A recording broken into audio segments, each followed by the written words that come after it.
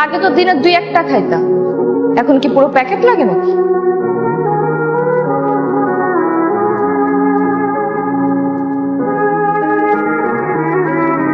এই সিগারেট না আমি কারো বাপের টাকায় খাই না, নিজের টাকায় খাই, তো আবার নিজের বাড়ির ছাদে। কারো বাপের যদি কোনো সমস্যা থাকে না, সেজন্য চুপচাপ চলে যায়, কিন্তু আমার সিগারেট নিয়ে যেন কথা বলার সাহস না পায়। আগে তো বেয়াদব ছিলি, এখন কি ভদ্রতা খেয়ে ফেলছিস? হ্যাঁ, খেয়ে ফেলছি। আমার পেটে প্রচুর ক্ষুধা, আমি সব খেয়ে ফেলতেছি জানি। হ্যাঁ, আগে মনে ছিল না, আমি তো জন্মাইছি অবাধ, এটা মনে ছিল না আমি যে একটা বখাটে, এটা জানা নাই।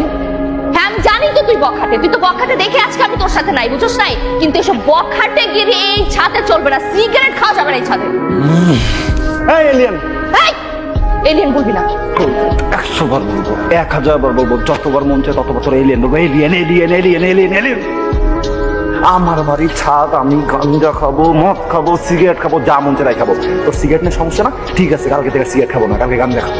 এর পরের দিন যদি তোর আবার সমস্যা হয়, আমি মদ খাবো, সব সমস্যা আমি সব খাবো এই জায়গায়। তো আসতে কেন তো? হ্যাঁ এত জোরে জোরে ডায়লগ দিলে আমাকে তো সিগারেট গাঁজা মদ এগুলো কথা জোরে বল। সব কি বলা লাগে, আমি এটা করে দেখাবো। দেখা দেখা না কি করতে পারছ, আমি দেখি। আমি কিছুই করবো না, আমার কোনো দরকার নেই কিছু করার, আমি শুধু তোর মাকে বলবো, ঠিক আছে? মা বলছি আরো জোরে, আরো জোরে চিল্লা, শোনা যাইতেছে। মা! মা আরো জোরে চিল্লা, আরো জোরে চিল্লা, আরো জোরে চিল্লা, জোরে চিল্লা, জোরে জোরে, আমি ডাকতেছি ফালতু।